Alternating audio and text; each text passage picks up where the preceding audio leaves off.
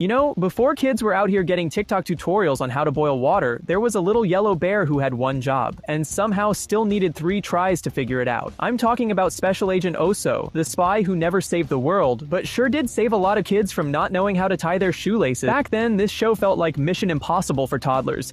I mean, there's spy music, secret missions, gadgets, dramatic countdowns, all just to help a 5-year-old learn how to open a juice box without calling for backup. It's the kind of show where if you watched it as a kid, you probably thought, wow, one day I'll be like Oso. But if you watch it now, you're realizing Oso was just vibes. For anyone who somehow dodged this show, first of all, how? It was literally everywhere. Special Agent Oso was this bright yellow bear. He worked as a secret agent, kind of like a softer, fluffier version of James Bond. The whole idea was simple. Every episode, a kid somewhere needed help with a basic life skill, like how to brush your teeth, wrap a birthday present, or wash your hands. And Oso would get sent on a special assignment to help them complete these tasks by breaking it down into 3 special steps. And that literally made entire 10-minute plots out of this. So Special Agent Oso originally aired on Playhouse Disney, which later rebranded to Disney Junior. It first showed up on screens in 2009 and ran until 2012. It was part of that golden era lineup. The name Oso literally means bear in Spanish, so yes, his name is just Bear. Special Agent Oso was also created by Ford Riley, the same guy who later gave us the Lion Guard, and I bet you didn't know the person behind Oso's voice was Sean Astin. Yep, the same Sean Astin who was in Lord of the Rings as Samwise Gamgee. Sounds like a plan. Will you help me with my special assignment? You see, the thing about Special Agent Oso is this show really thought it was slick. Like, the intro song alone had no business being that catchy.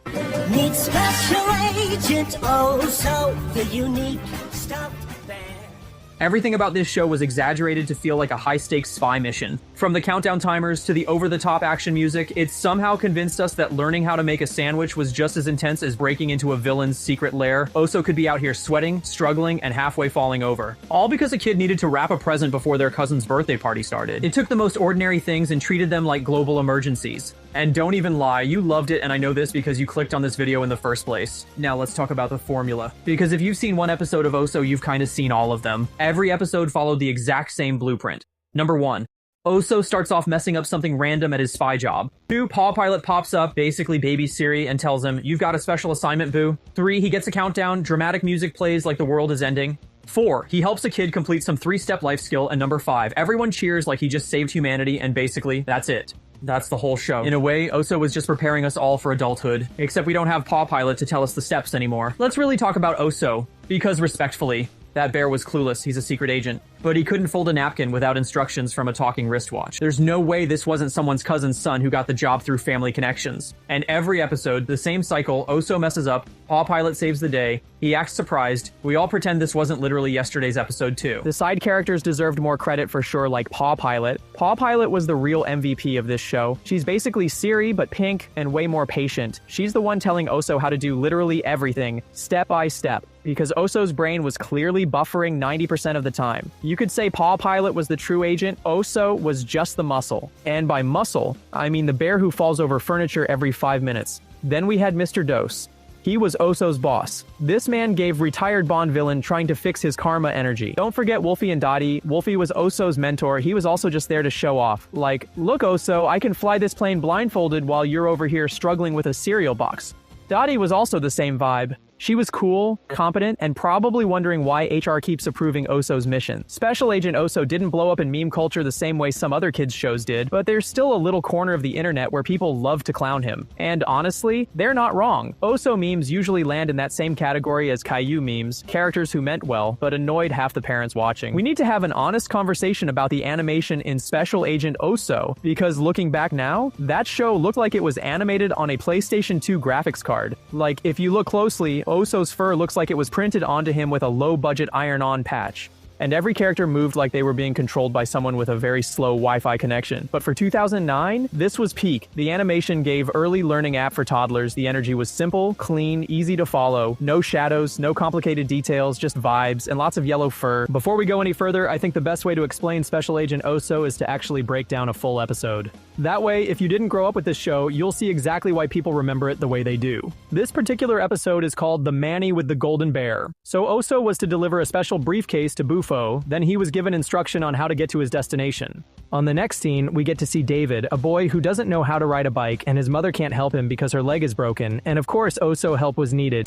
Tomorrow's bike day at the park and I want to be ready. I'm sorry, David, but I can't walk fast enough to balance the bike for you. So Mr. Dos contacts Oso and explains David's problem. David wants to ride a bike, but he doesn't know how. Your special assignment? Help David learn how to ride a bike. Paw Pilot goes ahead and explains the 3 special steps that Oso needs to take in order to help David learn how to ride a bike. So Oso meets David, but he explains that he can't teach him how to ride a bike because the bike handlebars are bent and the tires are flat. So David says that they have a family friend who can fix the bike, and then they call Manny from the Handy Manny.